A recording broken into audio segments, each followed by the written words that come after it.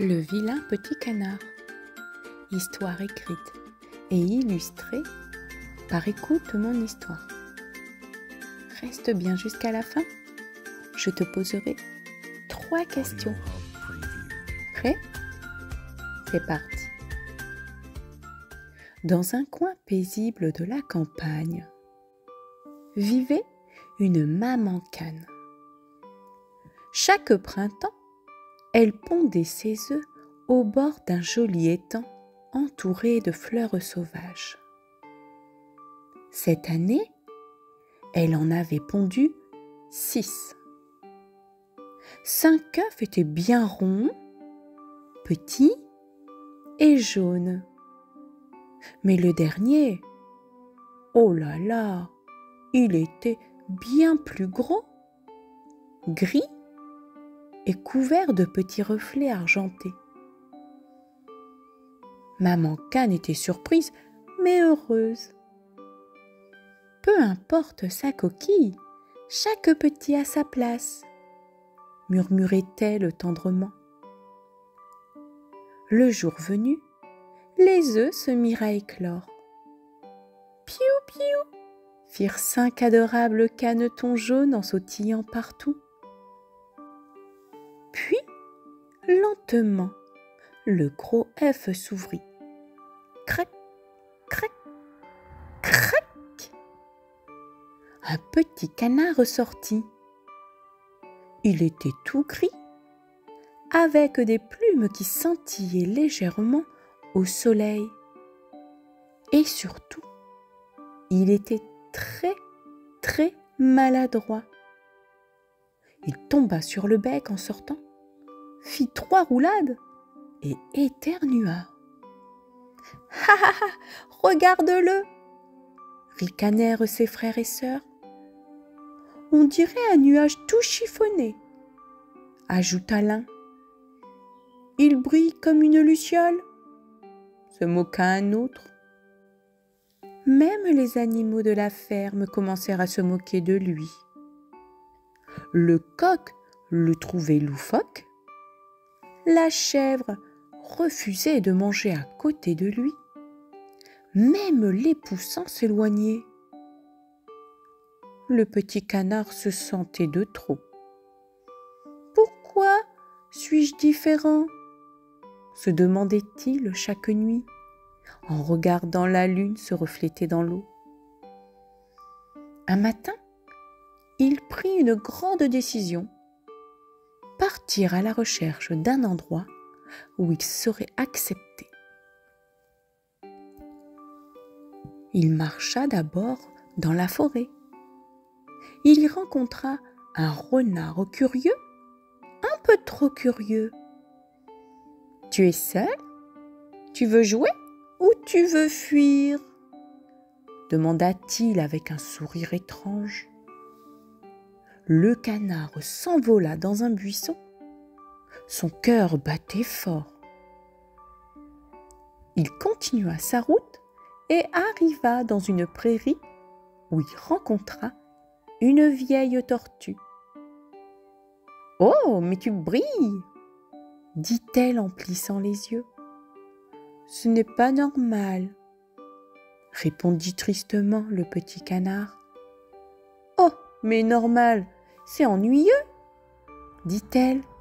« Moi, je suis vieille, lente, ridée. Et pourtant, je suis toujours là. Tu n'as pas à changer pour briller. Tu brilles déjà. » Le petit canard resta un moment avec la tortue, puis repartit, le cœur un peu plus léger. Les feuilles tombèrent, le vent souffla, et les premiers flocons vinrent recouvrir l'étang. Le petit canard, seul, se recroquevilla sous un saule. Il n'avait nulle part où aller. Il tremblait de froid. Il ferma les yeux, doucement, doucement. Mais une aile chaude le recouvrit. « Viens avec nous !» C'était un groupe de cygnes blancs comme neige. Ils l'avaient trouvé et accueilli sous leurs ailes. Toute la nuit, ils veillèrent sur lui. Quand le soleil revint, la glace fondit, les fleurs s'ouvrirent et le petit canard se regarda dans l'eau. Il n'était plus gris ni maladroit. Il était devenu un magnifique cygne argenté, grand, élégant et toujours brillant. Les animaux le reconnurent. Les moqueries s'arrêtèrent. Certains baissèrent les yeux et d'autres s'excusèrent. Mais le petit canard, devenu cygne, ne leur en voulait pas. Moi aussi, je devais apprendre à m'aimer. Maintenant, je sais. La différence, c'est ce qui me rend unique. Et il déploya ses ailes, s'envola avec ses nouveaux amis cygnes et fit le plus beau des vols au-dessus de l'étang. L'histoire est terminée, c'est l'heure des questions. Voici la première question. Pourquoi le petit canard décide-t-il de quitter la ferme ?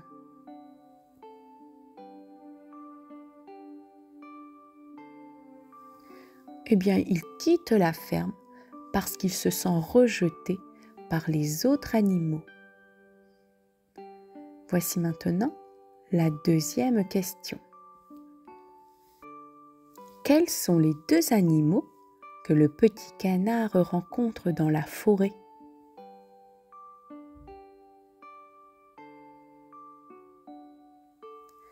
Il rencontre en premier le renard, puis la tortue. Et voici maintenant la troisième et dernière question.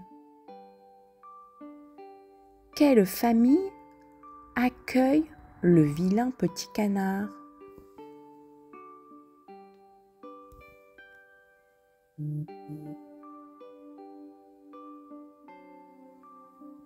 Eh bien, c'est une famille de magnifiques cygnes blancs.